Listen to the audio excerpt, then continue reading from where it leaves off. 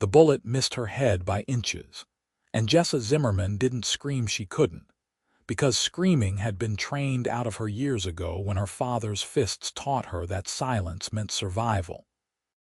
She pressed herself against the wooden wall of the general store in Fort Sumner, New Mexico, her hands trembling as the gunfight erupted in the dusty street before her, and all she could think was that she needed to disappear, to become invisible the way she had learned to do back in Tennessee before she fled west in the spring of 1878. The year had brought her nothing but dust and disappointment. At 22 years old, Jessa had imagined the frontier would offer freedom from her past, but instead she found herself working dawn to dusk at the boarding house, scrubbing floors for Mrs. Harriet Chen, a widow who ran the establishment with iron efficiency.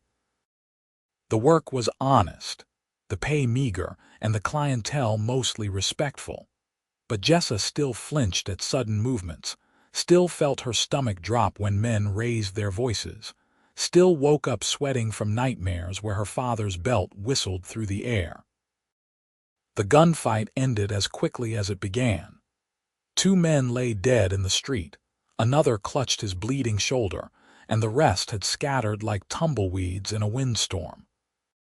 Jessa waited until the silence stretched long and thin before she peeled herself from the wall, her legs shaking beneath her simple cotton dress. She needed to get back to the boarding house before Mrs. Chen noticed her absence. "Miss, you all right?" The voice came from behind her, deep and sudden, and Jessa whirled around with her hands raised defensively in front of her face. The man who stood there took an immediate step backward, his expression shifting from concern to something that looked like recognition mixed with sorrow.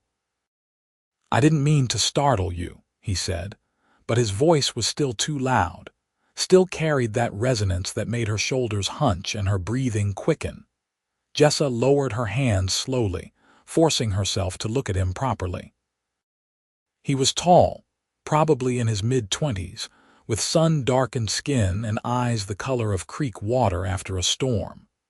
His clothes marked him as a working cowboy worn denim, dusty boots, a hat that had seen better days. A star-shaped badge glinted on his chest.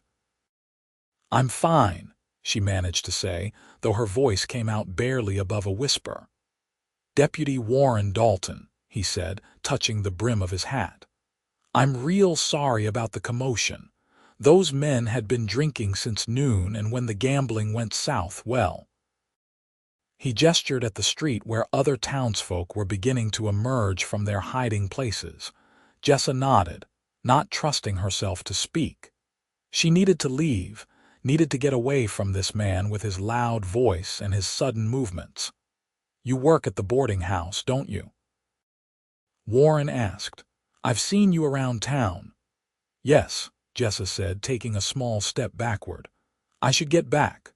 "Of course," Warren said, but he moved slightly to the left as he spoke, and Jessa flinched again, her body reacting before her mind could catch up. Warren froze completely, his hands slowly rising to show they were empty. "I was just going to tip my hat to you," he said, and his voice had changed softer now, quieter, like he was gentling a spooked horse. "Didn't mean to frighten you." Jessa felt heat rise in her cheeks. She hated that her body betrayed her this way, hated that strangers could see her fear written plainly across her face. "It's nothing," she said quickly. "Good day, Deputy." She hurried past him before he could respond, her boots kicking up small clouds of dust as she made her way down the street. She could feel his eyes on her back, could sense his confusion and concern, but she didn't turn around. She had learned long ago that the safest thing to do was keep moving, keep her head down, and never draw attention to herself. The boarding house sat at the edge of town, a 2-story structure with a wraparound porch that Mrs. Chen kept meticulously swept. Jessa slipped in through the back door, hoping to avoid any questions about where she had been. "There you are, Mrs. Chen said, appearing from the kitchen with her usual impeccable timing. "The rooms on the second floor need fresh linens. We have 3 new guests arriving on the evening stage." "Yes, madam," Jessa said, grateful for the simplicity of the task.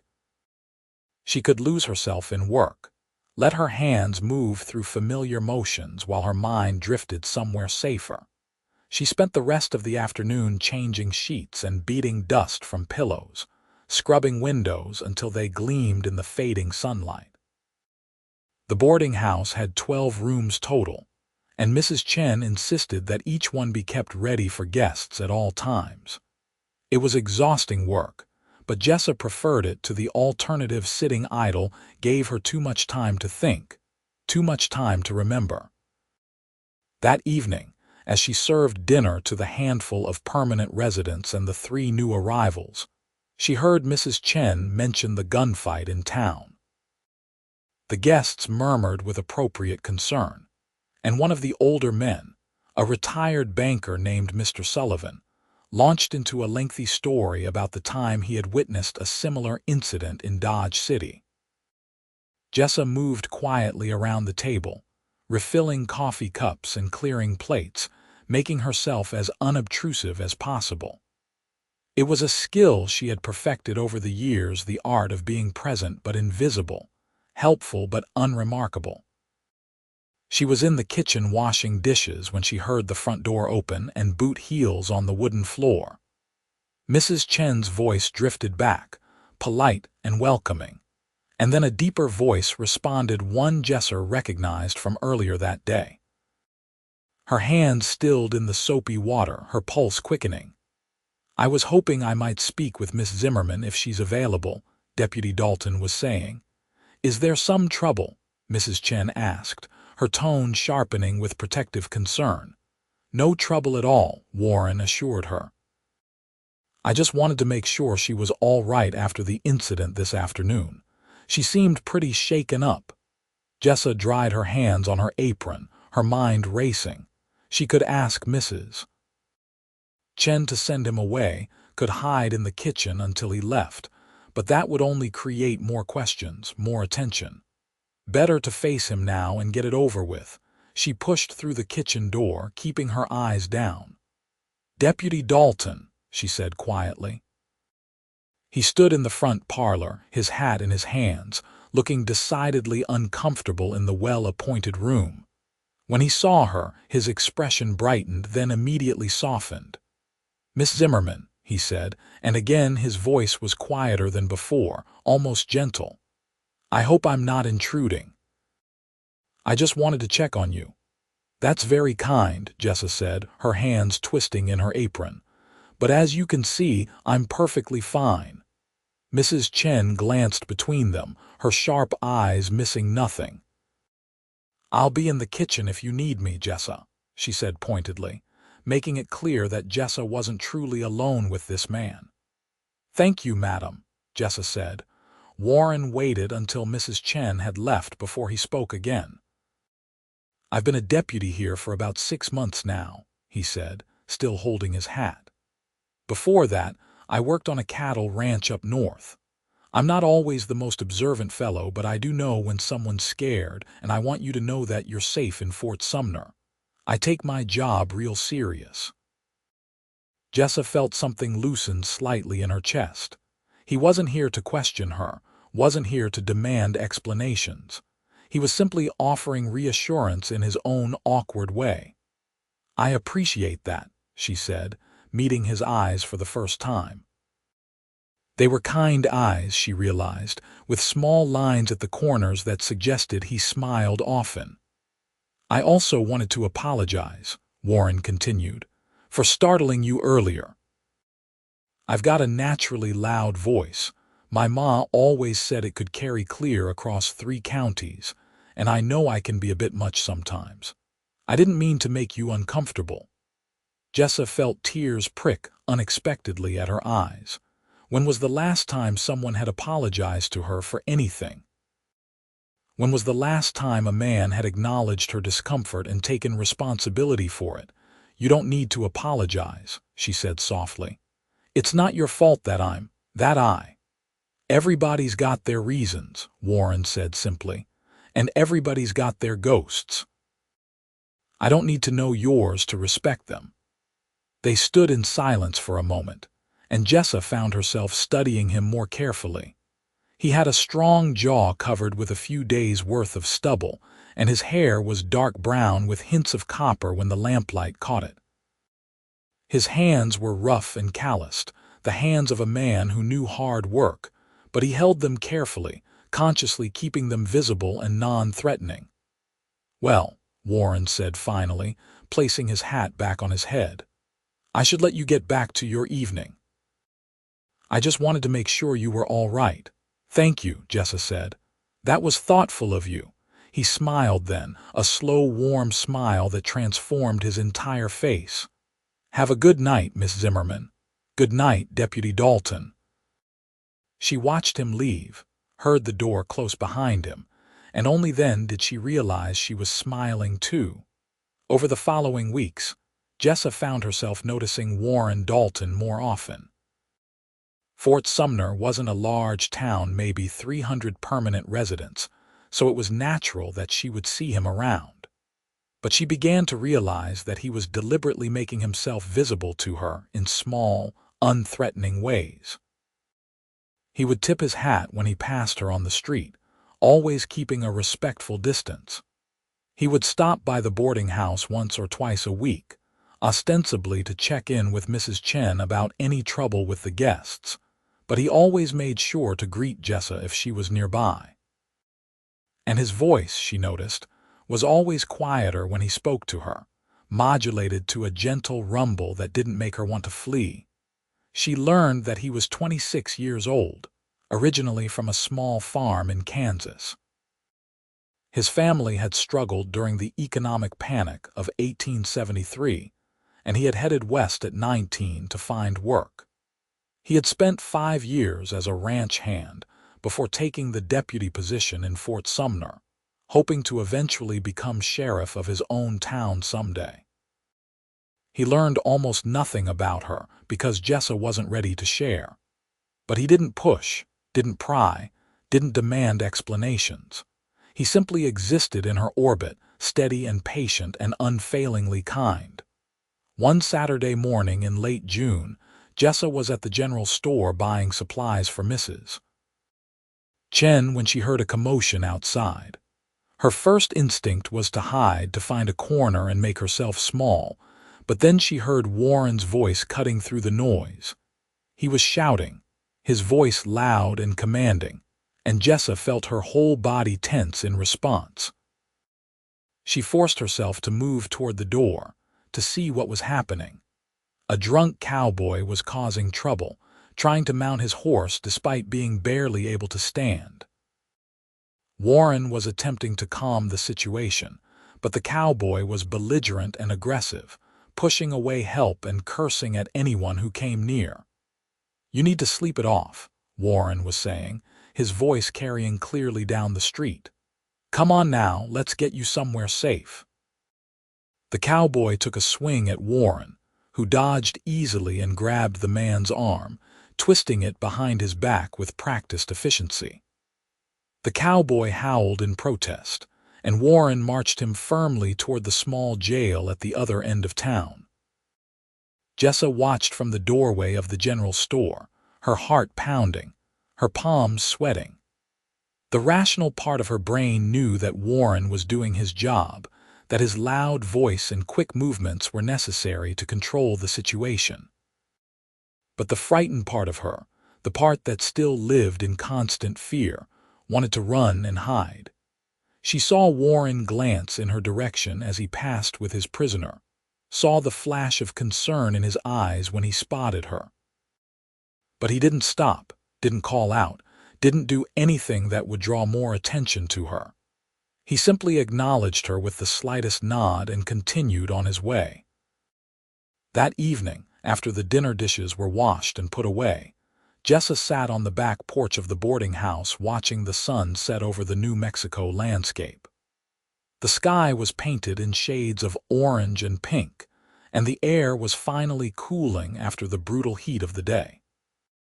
She heard footsteps on the porch and turned to see Warren approaching, moving slowly and deliberately to give her time to adjust to his presence. "Mind if I sit?" he asked quietly, gesturing to the steps beside her. Jessa shook her head and he lowered himself down, leaving a careful distance between them. "I wanted to explain about this morning," he said, staring out at the sunset rather than looking at her. "I know my voice got pretty loud and I know that bothers you. I'm sorry for that." "You were doing your job," Jessa said. "You don't need to apologize for that." "Maybe not," Warren said, "but I still don't like scaring you." They sat in silence for a while and then Warren spoke again, his voice so soft she almost had to lean in to hear him. "My pa used to yell a lot," he said. "He wasn't a bad man, but he had a temper, especially after the farm started failing. He never raised a hand to any of us, but his voice could shake the rafters when he got going. My little sister, Sarah, she used to hide in the barn when he got like that. She was terrified of him, even though he never hurt her."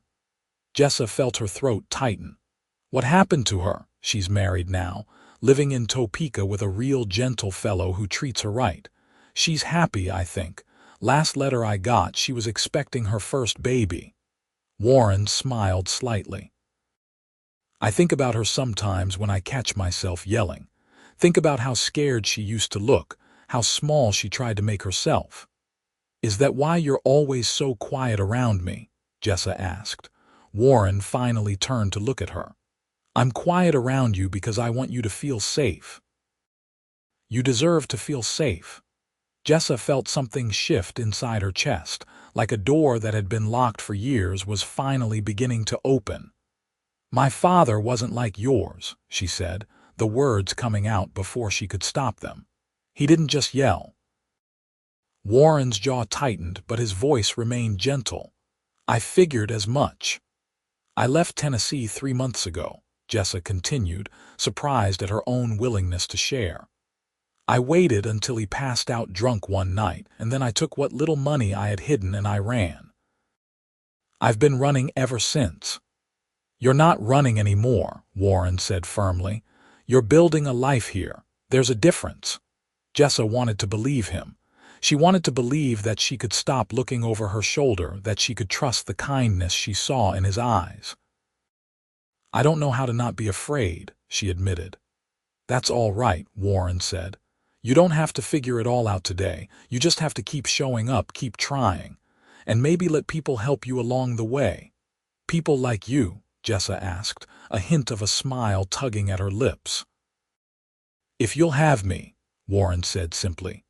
That night, lying in her small room on the first floor of the boarding house, Jessa thought about Warren's words.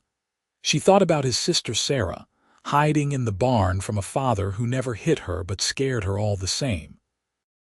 She thought about the way Warren modulated his voice around her, the way he moved slowly and carefully, the way he gave her space to breathe. She thought about the possibility that maybe, just maybe, not all men were like her father. The summer heat intensified as July arrived, bringing temperatures that made the adobe buildings of Fort Sumner feel like ovens. Jessa's work at the boarding house became more challenging as she hauled water for baths, fought to keep the rooms cool, and dealt with guests who grew irritable in the oppressive heat. Warren continued his quiet courtship, though neither of them had put a name to what was happening between them. He would bring her small gifts, a ribbon for her hair that he claimed his sister had sent, but Jessa suspected he had purchased himself, a book of poetry he thought she might enjoy, a jar of honey from a local farmer. He never expected anything in return, never pushed for more than she was willing to give. Mrs. Chen watched their growing friendship with cautious approval. One evening, as Jessa was preparing vegetables in the kitchen, the older woman spoke up. "That deputy is a good man," she said, her accent still carrying traces of her native Cantonese despite 20 years in America.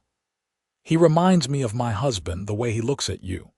Jessa felt herself blushing. "He's been very kind. Kind is good, Mrs. Chen said, wielding her knife with practiced precision. But kind is not enough. You need someone who sees you, who understands what you need without you having to ask. How do you know if someone sees you? Jessa asked. Mrs. Chen smiled, a rare expression on her usually stern face. You will know. My husband, he was a railroad worker, very strong, very loud. When we met, I was afraid of him, but he learned to be quiet for me. He learned to move gently. He changed himself because he loved me. You must miss him, Jessa said softly. Every day, Mrs. Chen said. But he gave me good years, gave me this business, gave me the strength to keep going after he was gone. That is what love should do, make you stronger, not weaker. Jessa pondered those words as she went about her work. She had only ever seen love as a weapon, a tool for control and pain. The idea that it could be something else, something gentle and strengthening, felt almost impossible to comprehend. The following Sunday, Warren asked if she would like to take a walk with him after church. Jessa attended services sporadically.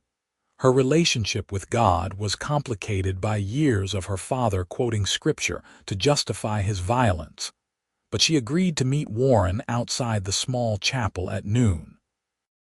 He was waiting for her when she arrived, dressed in clothes that were slightly nicer than his usual work attire. He offered her his arm, and after a moment's hesitation, she took it. They walked in comfortable silence through the outskirts of town, following a path that led toward the Pecos River. The landscape was harsh and beautiful in equal measure, scrub, brush, and red earth, distant mesas rising against the impossibly blue sky. Tell me something about yourself that has nothing to do with your past, Warren said eventually. Something you like, something you dream about. Jessa thought for a moment. I like to read, she said. When I was little, before everything got bad, my mother used to read to me. She had a book of fairy tales, and I would listen to her voice and imagine myself in those stories. I always wanted to be the princess who got rescued. And now? Warren asked gently. Now I think I'd rather be the one doing the rescuing, Jessa said with a small smile. I'm tired of waiting for someone else to save me. Warren laughed, a warm sound that made her smile widen. I think you're already rescuing yourself. You left, you survived, you're building something new. That takes more courage than any fairy tale hero ever had. They reached the river, which was running low in the summer heat, and sat down on a flat rock overlooking the water. Warren picked up a pebble and skipped it across the surface, creating concentric ripples. Can I ask you something? Jessa said. Anything? Why me? I'm broken, Warren. I flinch at shadows. I can barely hold a conversation without wanting to run away. Why would you want to spend time with someone like me? Warren set down the pebble he had been holding and turned to face her fully. When he spoke, his voice was quiet but intense. You're not broken, he said. You're healing, and that's different. And I spend time with you because when I'm around you, I feel like I'm becoming a better version of myself. You make me think about how I move through the world, how I use my voice, how I treat people. You make me want to be gentler, kinder, more thoughtful. Jessa felt tears welling in her eyes. I don't know how to do this, she whispered. I don't know how to let someone care about me. Then we'll figure it out together, Warren said. We'll go slow. We'll take it one day at a time, and if you need space, you tell me. If I do something that scares you, you tell me. We'll learn each other's language. What if I'm never fully healed? Jessa asked. What if I always flinch, always carry this fear? Warren reached out slowly, telegraphing his movement, and gently took her hand. Then I'll spend the rest of my life speaking softly, he said simply. Something broke open inside Jessa then. Years of carefully maintained walls crumbling in the face of his unwavering kindness. She began to cry, not the silent tears she had learned to shed without making a sound, but real sobs that shook her whole body. Warren didn't try to shush her or tell her everything was fine. He simply held her hand and let her cry, offering his quiet presence as comfort. When she finally regained control, she felt lighter somehow, as if the tears had carried away some of the weight she had been carrying. "I'm sorry," she said, wiping her eyes with her free hand. "Don't be," Warren said. "You're entitled to your feelings, all of them." They sat by the river for another hour, talking about easier things, the books they had read, the places they wanted to see someday, their favorite foods. Jessa discovered that Warren had a dry sense of humor that caught her off guard and made her laugh. Warren discovered that Jessa had a sharp mind and a gift for observation, noticing details about the world around her that he completely missed. As they walked back to town, the sun beginning its descent toward the horizon, Jessa realized that for the first time in longer than she could remember, she felt something that might be hope. August brought a brief respite from the heat, a week of unusual cloud cover and scattered rain that turned the dusty streets of Fort Sumner into muddy rivers. Jessa watched the rain from the windows of the boarding house, feeling as if the weather matched something inside herself, a softening, a greening of things that had been too long parched. Warren's courtship continued in his patient, gentle way. He taught her to ride a horse, spending hours helping her overcome her fear of the large animals. He introduced her to his friends, other deputies and cowboys who treated her with respect, because Warren made it clear that was the only acceptable option. He wrote her letters even though they lived in the same small town, leaving them at the boarding house for her to find simple notes telling her that he thought she looked pretty in her blue dress, or that he hoped she was having a good day, or that he had seen a bird that morning that reminded him of her, because it sang beautifully despite the harsh surroundings. In return, Jessa began to open up, sharing small pieces of her past and her dreams for the future. She told him about her mother, who had died when Jessa was 14, leaving her alone with a man who saw her as nothing more than a target for his rage. She told him about the garden she wanted to have someday, full of flowers and vegetables and herbs.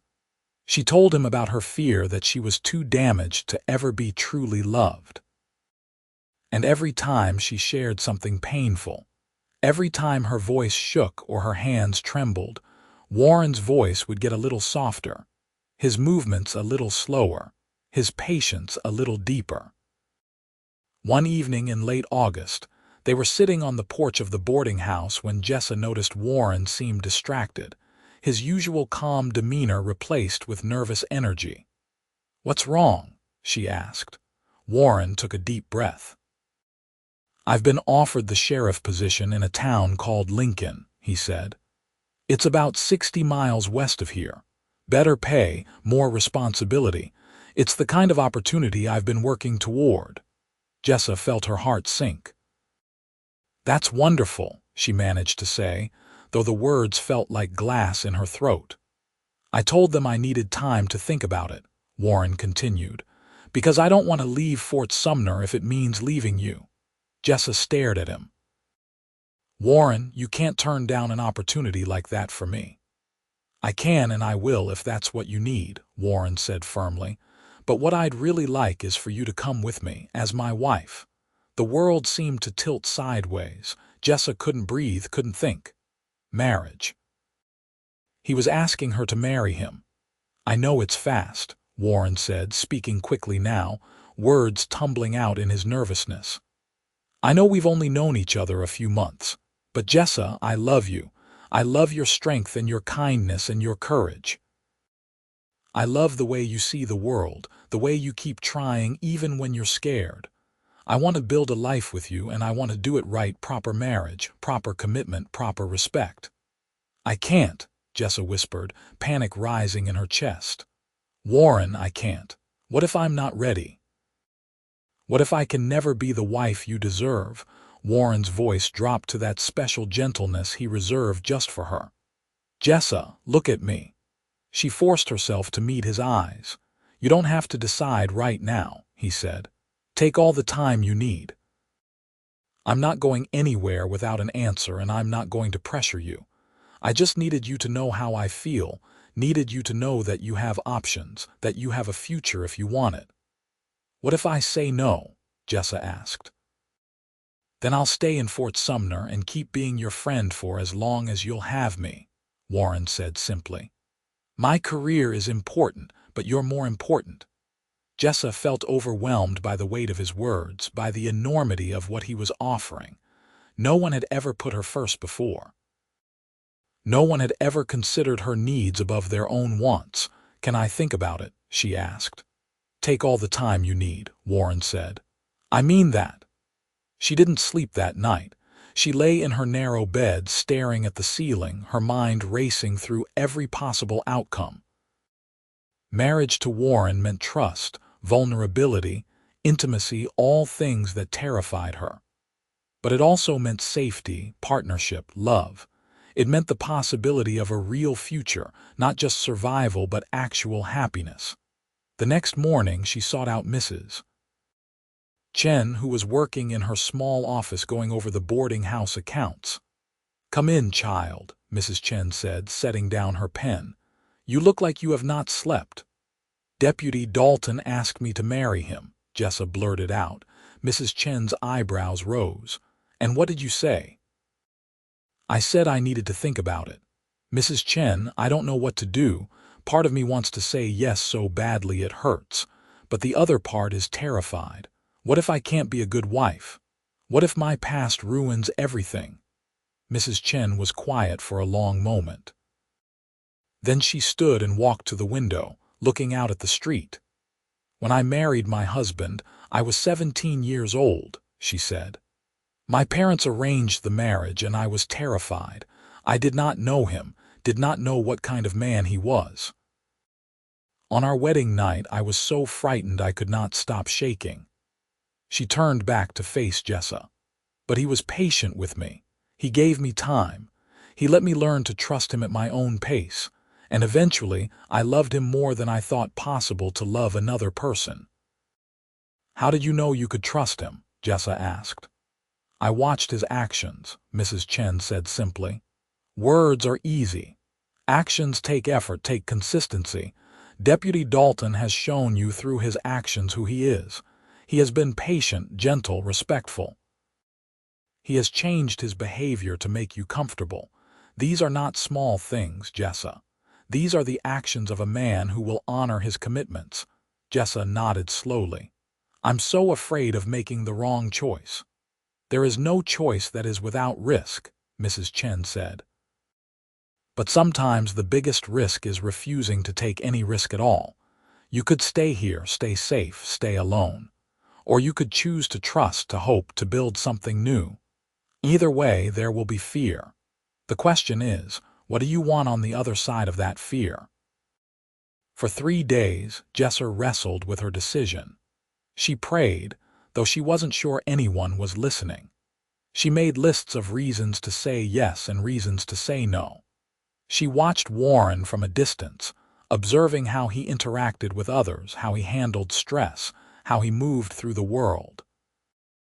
On the 4th day, she found him at the sheriff's office, reviewing paperwork in the small, cramped space that served as both office and jail. Can we talk? She asked from the doorway. Warren immediately stood up, his full attention on her. Of course. Want to go somewhere more private? They walked to the same spot by the river where they had sat weeks before. Jessa's heart was pounding so hard she was sure Warren could hear it. I've been thinking about your proposal, she said, sitting down on the familiar rock. I figured as much, Warren said gently, settling beside her. I'm still scared, Jessa admitted. I'm scared that I'll disappoint you, that I'll be too broken to be a good wife, that my past will poison our future. Jessa, but, she continued, cutting him off, I'm more scared of living the rest of my life alone, too afraid to take a chance on something good. Mrs. Chen told me that I need to watch your actions, not just your words. And your actions have shown me that you're a good man, Warren Dalton. A kind man, a patient man. She took a deep breath. So yes, yes, I'll marry you. Yes, I'll come with you to Lincoln. Yes, I'll take a chance on building a life together. The smile that spread across Warren's face was like sunrise breaking over the mesa. You mean it, you're sure? I'm terrified, Jessa said honestly, but I'm sure. Warren let out a whoop of joy that was so loud Jessa instinctively flinched. He immediately checked himself, his expression sheepish. Sorry, he said, his voice dropping back to that soft rumble. Got excited. Jessa laughed, a real genuine laugh that bubbled up from somewhere deep inside her. It's okay. I think I might need to get used to occasionally loud noises if I'm going to marry you. I'll try to keep them to a minimum, Warren promised.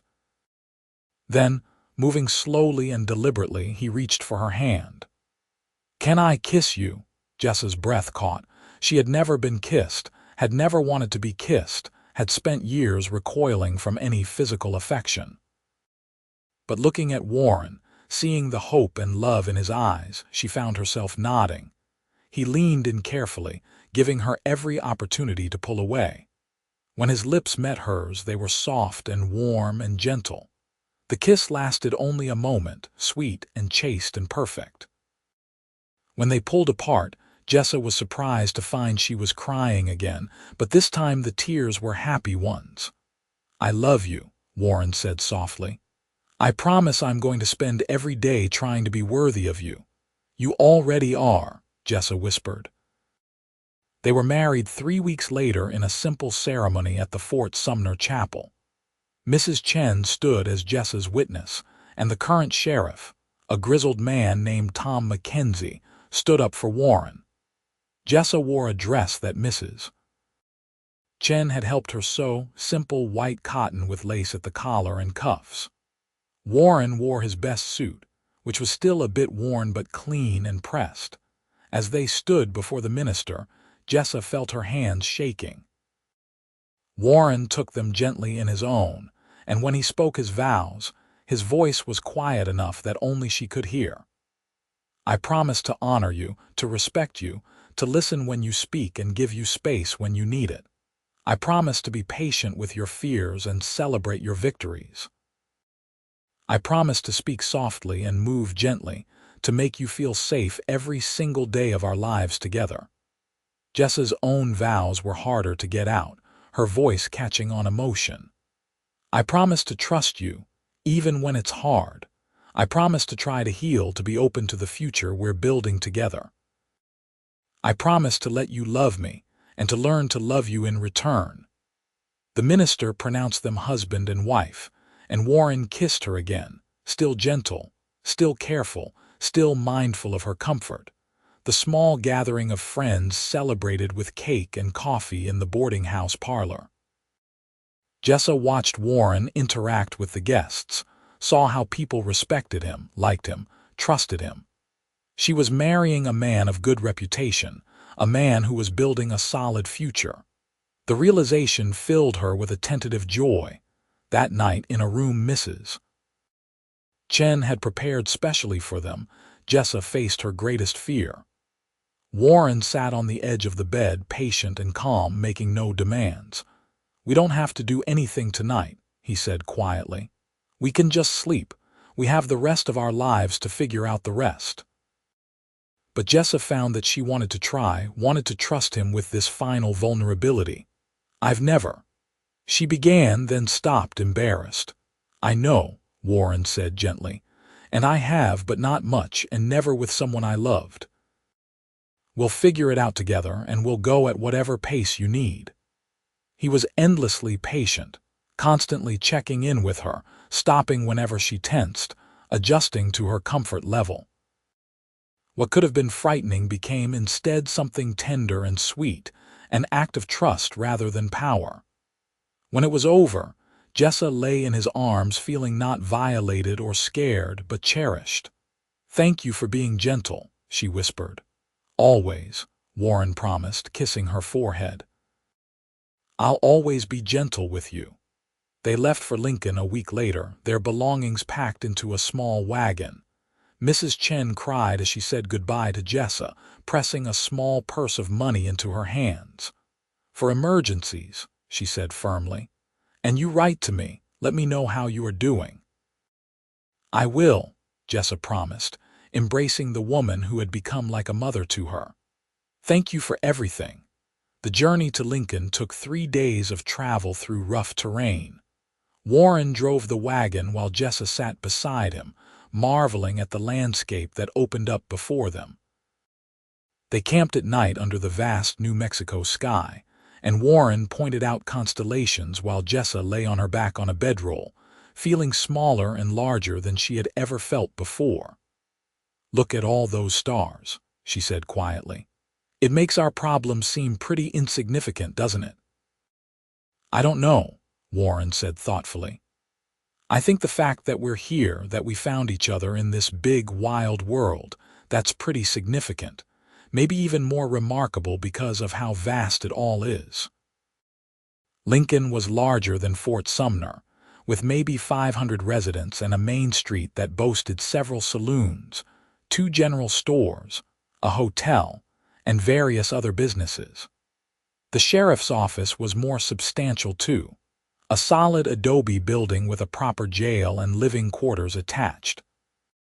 Warren's predecessor, an older man named Sheriff Garrett, was retiring to live with his daughter in Santa Fe. He spent a day showing Warren the ropes, introducing him to the town's prominent citizens, and explaining the particular challenges of keeping peace in Lincoln. "You've got some good deputies," Garrett said, his weathered face serious. "But you'll need to establish your authority quick. There's been talk of rustling operations in the area, and some of the ranchers are getting antsy." While Warren learned his new job, Jessa set about making the living quarters into a home.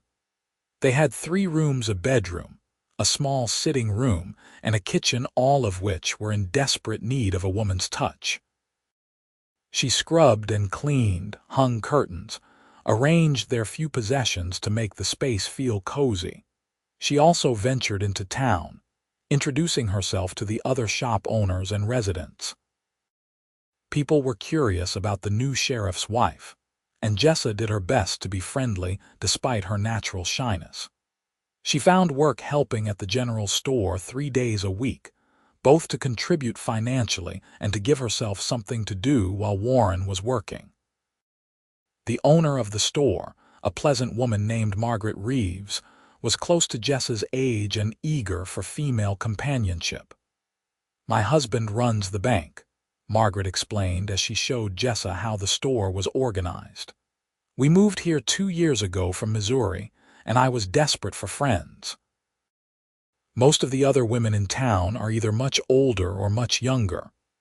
"I'm glad to meet you," Jessa said sincerely. "I don't have many friends."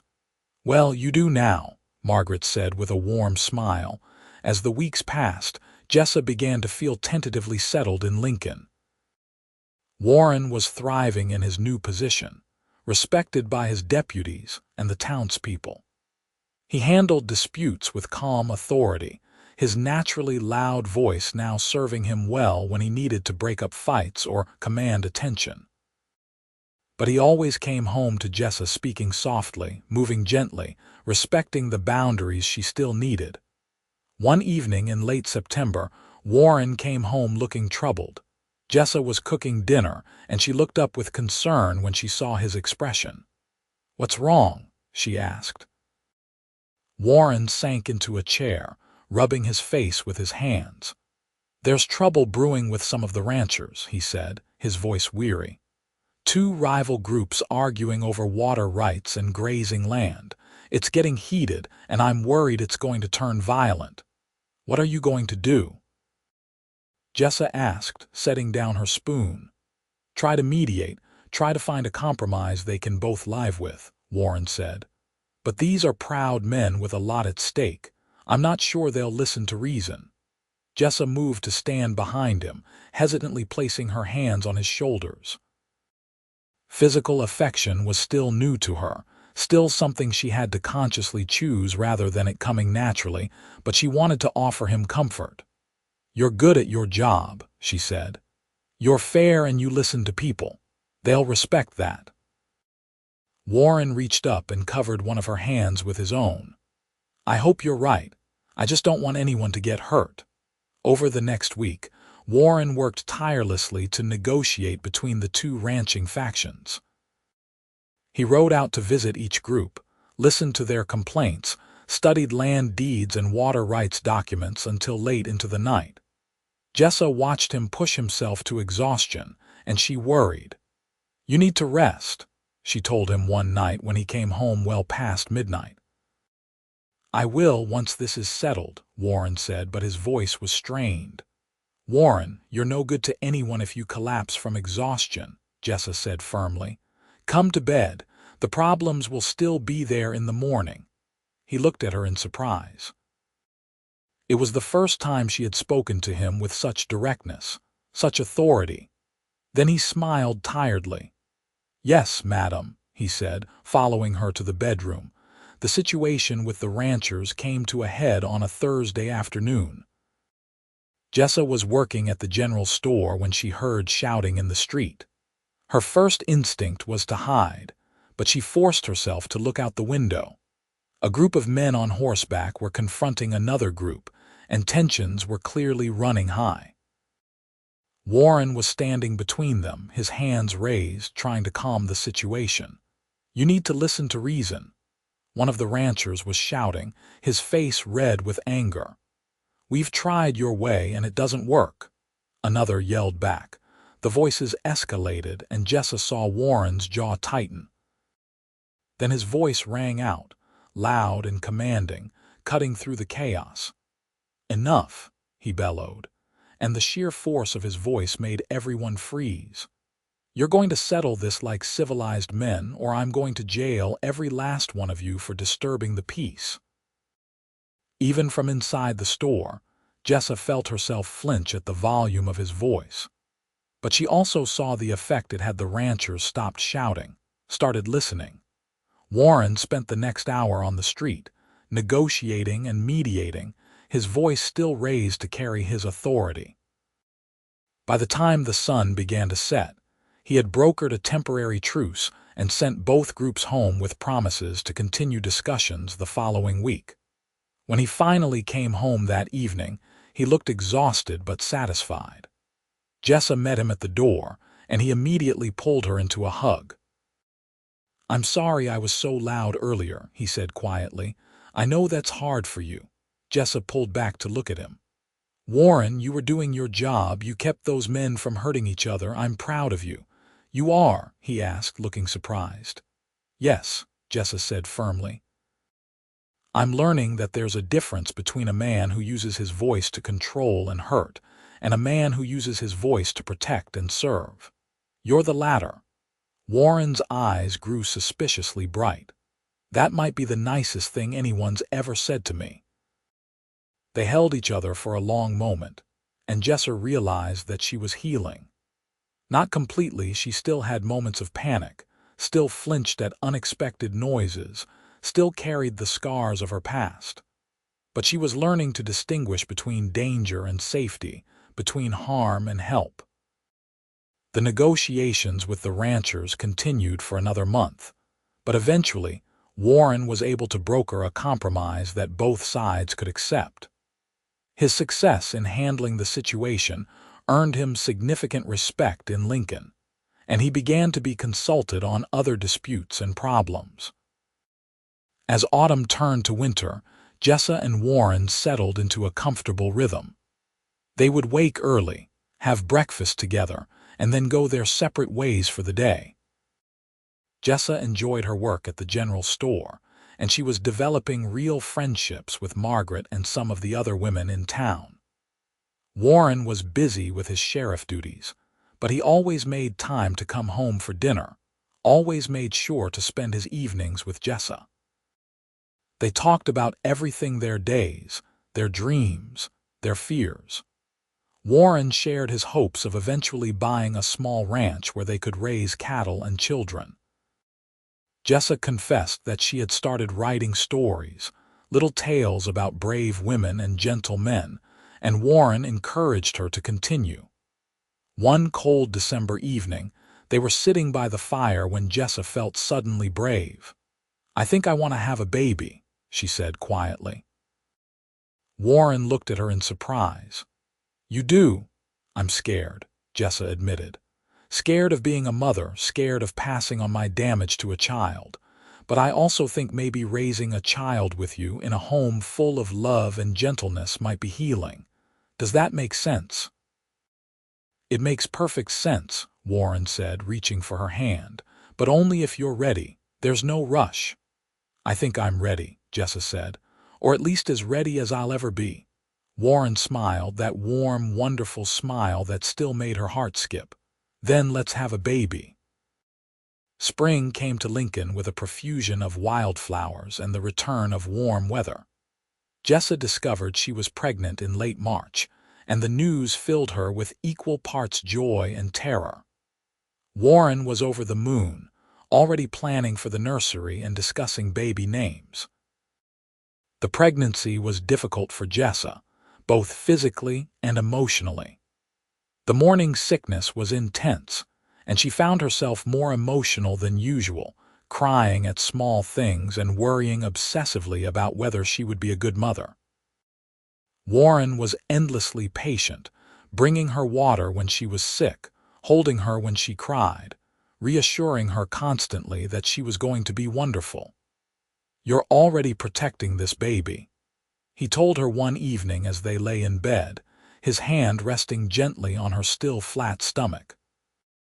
"You're already loving him or her. That's what makes a good mother." "What if I'm like my father?" Jessa whispered, voicing her deepest fear. "What if I have his temper, his violence?" "You won't be," Warren said firmly. "You know what it's like to be hurt, so you'll never hurt our child. You know what it's like to be afraid, so you'll make sure our child always feels safe. You're going to be an amazing mother, Jessa. I believe that with everything in me." As her pregnancy progressed, Jessa found herself beginning to believe him. She felt the baby moving inside her, felt the flutter of tiny limbs, and she was overwhelmed with protective love. This child would never know fear the way she had. This child would grow up knowing only gentleness and safety and love. Warren was attentive throughout her pregnancy, adjusting his schedule so he could be home more often, helping with tasks that became difficult as she grew larger, speaking even more softly and moving even more carefully around her. "I'm not made of glass," she told him one day with amusement as he insisted on helping her sit down. "I know," Warren said, "but you're carrying our baby, and that makes you precious cargo." The baby arrived on a November evening, right as the first frost was settling over Lincoln. The birth was long and painful, attended by the town's doctor and Margaret, who had become Jessa's closest friend. Warren paced outside the bedroom for hours, his usual calm demeanor cracking under the stress of hearing Jessa's pain. When the baby finally arrived, a healthy boy with a strong set of lungs, Warren was called in to meet his son. He approached the bed carefully, his eyes wide with wonder. "He's beautiful," Warren whispered, looking down at the tiny bundle in Jessa's arms. "We have a son," Jessa said, tears streaming down her face. "Warren, we have a son." "What should we name him?" Warren asked, gently touching the baby's tiny hand. Jessa had been thinking about this for months. "I'd like to name him after your father," she said. "Despite his temper, you said he was a good man who loved his family. I want our son to carry that legacy." Warren's voice was choked with emotion when he responded. "My father's name was William." "Then William Dalton it is," Jessa said, smiling down at her baby. Little William was a good baby, though he had inherited his father's loud voice. Jessa found herself surprisingly able to handle his crying, perhaps because it was an innocent sound, a baby's call for comfort rather than an adult's expression of rage. Warren was a devoted father from the start, changing diapers and walking the floor with William at night, singing lullabies in his soft, gentle voice.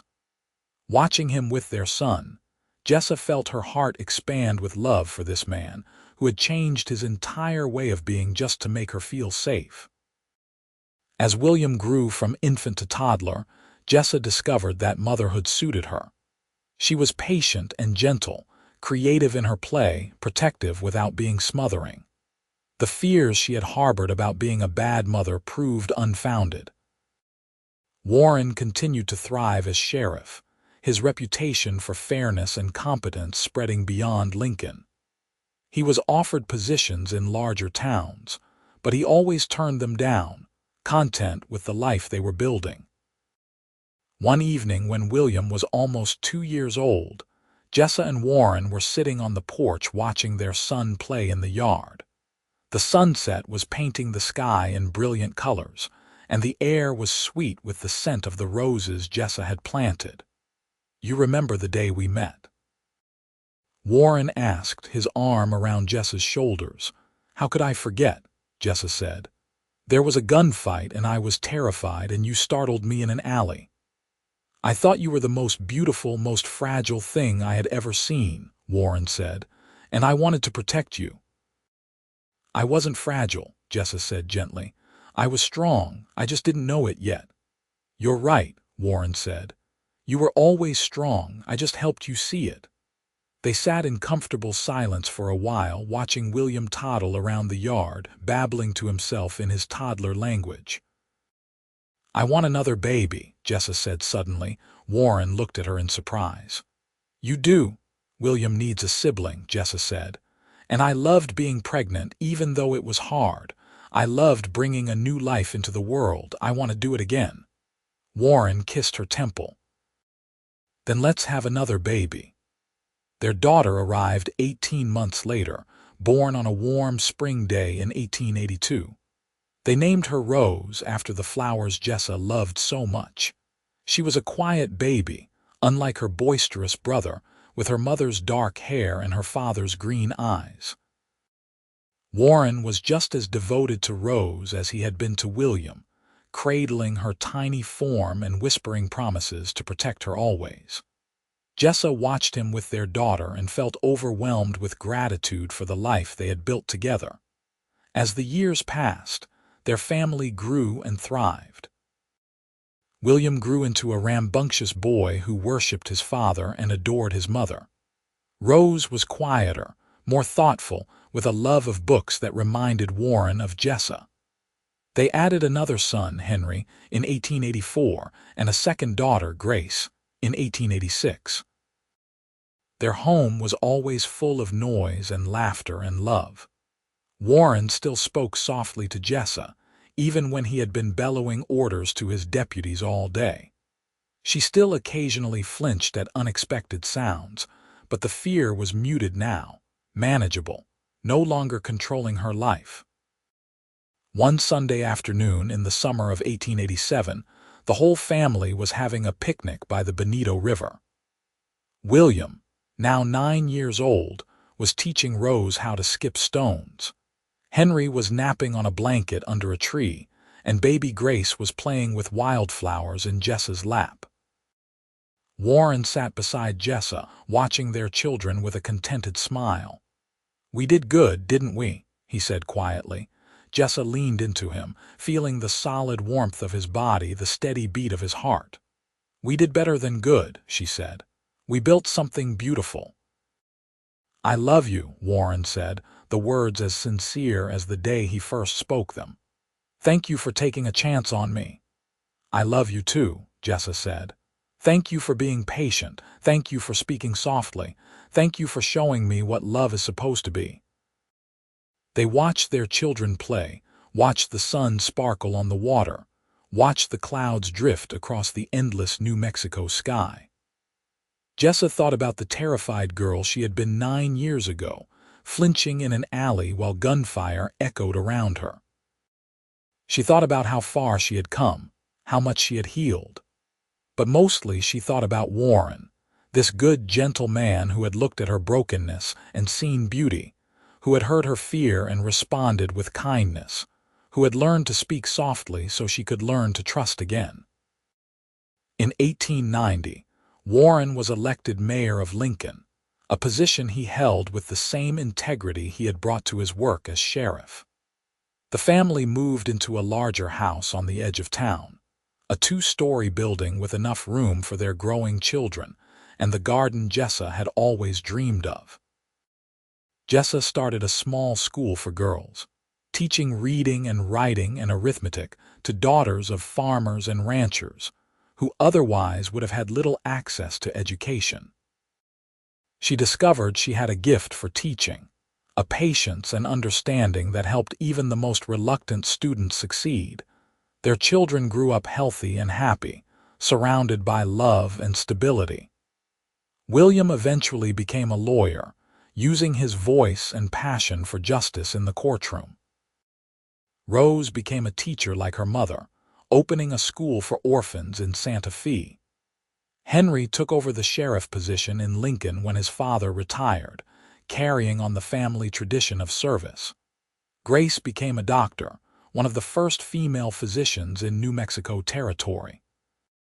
As Jessa and Warren grew older together, their love only deepened.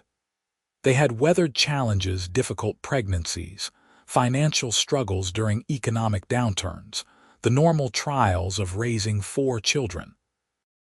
But through it all, Warren had remained steadfast in his gentleness, his patience, his unwavering devotion. On their 25th wedding anniversary in 1903, their children threw them a celebration in Lincoln. The whole town turned out, testament to the respect and affection the community felt for the couple who had given so much to their town. As Jessa stood beside Warren, his hair now gray at the temples and his face lined with age, she felt a profound sense of peace. She had traveled so far from that frightened girl in Tennessee, had built a life richer and fuller than she had ever imagined possible. "What are you thinking about?" Warren asked her quietly, his hand finding hers as it had countless times over the years. "I'm thinking about how lucky I am," Jessa said, "how blessed we are." "I'm the lucky one," Warren said. "You gave me everything, a family, a purpose, a reason to be better." "We gave each other everything," Jessa corrected gently. They danced together as the sun set over the New Mexico landscape they both loved, moving in perfect harmony the way they had learned to do over decades of partnership. Warren held her close, his embrace still gentle, his voice still soft when he spoke words meant only for her. The years continued to pass in gentle rhythm. Warren retired from public service in 1905, and he and Jessa spent their days tending their garden, playing with their growing brood of grandchildren, and simply enjoying the peace they had built together. Jessa wrote a book about her experiences, a memoir that spoke honestly about her past trauma and her journey toward healing. Published in 1908, it became an unexpected success, offering hope to other women who had survived violence. She received letters from all over the country, women thanking her for putting words to their own pain and showing them that healing was possible. Warren was immensely proud of her, though he never sought any credit for his role in her recovery. "You did the hard work," he told her. "You chose to heal, chose to trust, chose to build a new life. I just stood beside you while you did it." In the spring of 1910, as they sat together on the porch of their home watching another New Mexico sunset, Jessa reflected on the 32 years they had spent together. She was 54 years old now, her hair streaked with silver, her hands marked with the evidence of years of work. Warren was 58, his movements a bit slower, his voice not quite as loud as it once had been. But when he looked at her, she still saw the same love that had been there from the beginning, and when he spoke to her, his voice was still that same gentle rumble that had first shown her what kindness could sound like. "You have any regrets?" Warren asked her, as if reading her thoughts. Jessa considered the question carefully. "I regret the years I lost to fear before I met you," she said finally.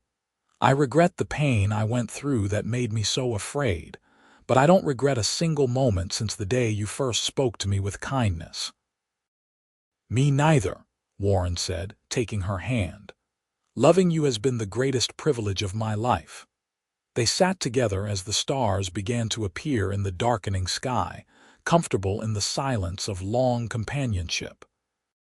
Jessa thought about how different her life might have been if she hadn't taken that chance, if she hadn't said yes when Warren proposed, if she had let her fear keep her from this beautiful future. In 1915, they celebrated their 40th wedding anniversary surrounded by their children, their 10 grandchildren, and 3 great-grandchildren. The family had grown large and sprawling, all of them carrying forward the legacy of love and gentleness that Jessa and Warren had established. William gave a speech at the celebration, his lawyer's eloquence on full display. "My parents taught me that strength doesn't come from volume or violence," he said. "They taught me that real strength is found in gentleness, in patience, in the willingness to change yourself for the people you love.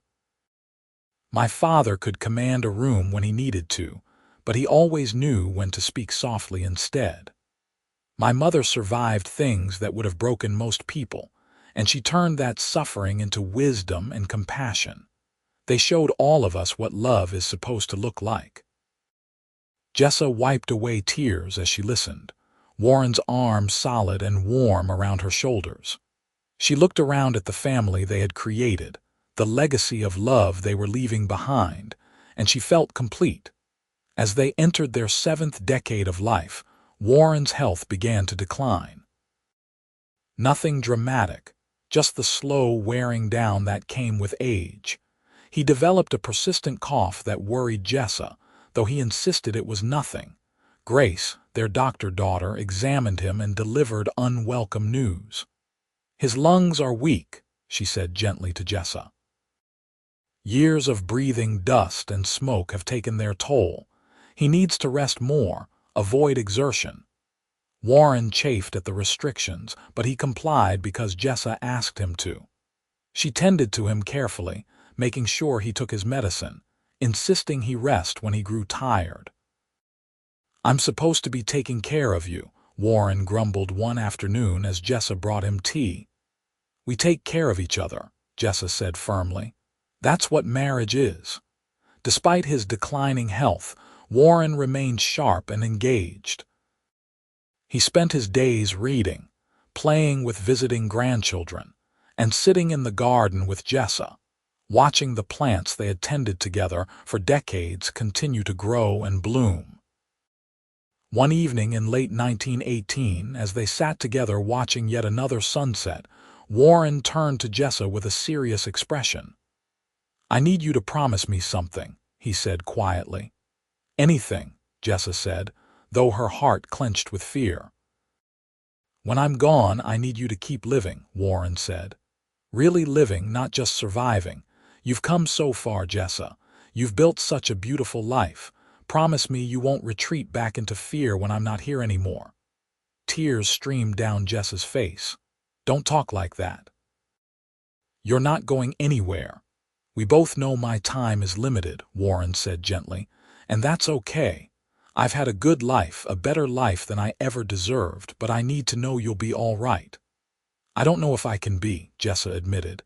"You've been my strength for so long." Warren took her hands in his. "No, sweetheart. You've been your own strength. I just reminded you of it when you forgot. You're the bravest person I've ever known, and you're going to be fine." Warren passed away peacefully in his sleep on a cold January night in 1919, with Jessa holding his hand and their children gathered around his bedside. His last words, whispered so softly only Jessa could hear them, were, "Thank you for letting me love you." The grief was overwhelming at first. Jessa had known Warren for 41 years, had been married to him for more than 4 decades. He had been the center of her world, the source of so much of her happiness and healing. But even in her grief, she remembered his last request. She kept living. She continued teaching at her school, continued tending her garden, continued writing letters to the women who still reached out seeking hope and guidance.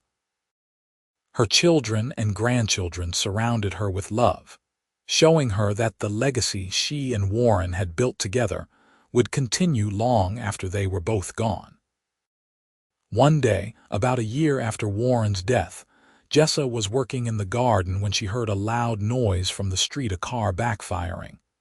For the first time in decades, she didn't flinch. She simply looked up, assessed that there was no danger, and went back to her planting. The realization brought tears to her eyes.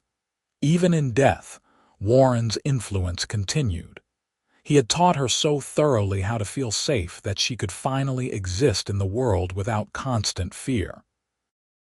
Jessa lived another 12 years, passing away peacefully in her sleep in 1931 at the age of 75. In her final days, surrounded by the large family she and Warren had created, she spoke often of her husband and the extraordinary gift he had given her. "He taught me that love is patient," she told her great-grandchildren. "He taught me that real strength is found in gentleness.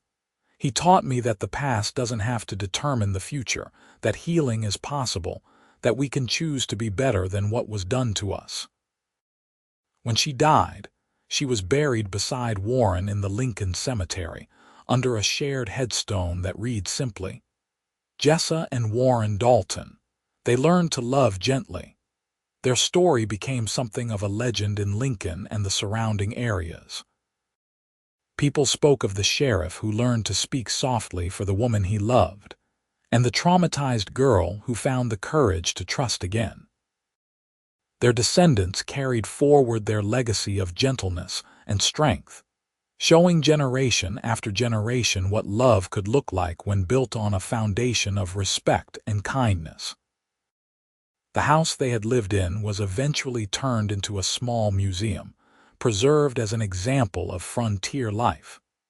Visitors could see Jessa's writing desk where she penned her memoir, the garden she had loved so much, the porch where she and Warren had spent countless evenings watching the sunset. But more than the physical artifacts, what endured was the story itself, a testament to the transformative power of gentle love, the possibility of healing from even the deepest wounds, and the courage it takes to trust again after betrayal. In the end, theirs was a simple story, really. A frightened woman and a patient man, both finding in each other exactly what they needed to become their best selves. He gave her safety and gentleness. She gave him purpose and the opportunity to become a better version of himself. Together, they built something beautiful, a family, a legacy, a love story that would be remembered long after they were gone. And in a world that often seemed harsh and unforgiving, their story offered hope. That healing is possible, that love can be gentle, and that sometimes the bravest thing we can do is trust one more time. The Wild West was a land of violence and struggle, of harsh conditions and harsher people. But it was also a place where people could reinvent themselves, where the past didn't have to dictate the future, where a terrified girl from Tennessee and a cowboy with a loud voice could find each other and build a love story that defied all the darkness that had come before. And perhaps that was the greatest legacy of Jessa and Warren Dalton, the proof that even in the wildest, hardest places, love could flourish if tended with care, patience, and unwavering gentleness. Their story reminded everyone who heard it that we all have the power to choose kindness, to speak softly when the world demands we shout, to be gentle when everything around us is hard. Decades later, their great-great-grandchildren would still tell the story of how she flinched every time he raised his voice, and the cowboy learned to speak softly for her. And in the telling, they would understand that this was more than just a love story. It was a blueprint for how to love well, how to honor another person's pain, how to build something lasting and true. The New Mexico sun still sets over Lincoln in brilliant displays of color. The Bonito River still flows through the landscape. The wild places are not quite as wild as they once were. But in the hearts of those who remember Jessa and Warren Dalton, their love story lives on a reminder that the gentlest voices often speak the most profound truths, and that real strength is found not in power or volume, but in the willingness to adapt, to change, to become softer for the sake of the one you love. Their marriage had spanned 4 decades, weathered countless storms, and produced a family that spread across New Mexico and beyond. But more than that, it had proven that healing was possible, that love could be safe, that a man's voice could be a source of comfort rather than fear. And so the story ends where all good love stories should, not with grand gestures or dramatic declarations, but with the quiet certainty of 2 souls who found each other across the dusty landscape of the American West and chose, day after day, to build something beautiful together. He learned to speak softly, she learned to trust. And together, they created a legacy of gentle love that would echo through generations, reminding everyone who heard it that sometimes the greatest acts of courage happen not in gunfights or standoffs, but in the daily choice to be kind, to be patient, to love well despite all the reasons we might have to close our hearts instead. Their story was complete, their ending closed and certain 2 lives well lived, 2 hearts that found their home in each other, 2 souls who proved that even in the Wild West, love could conquer fear and gentleness could triumph over violence. And that really was all that mattered.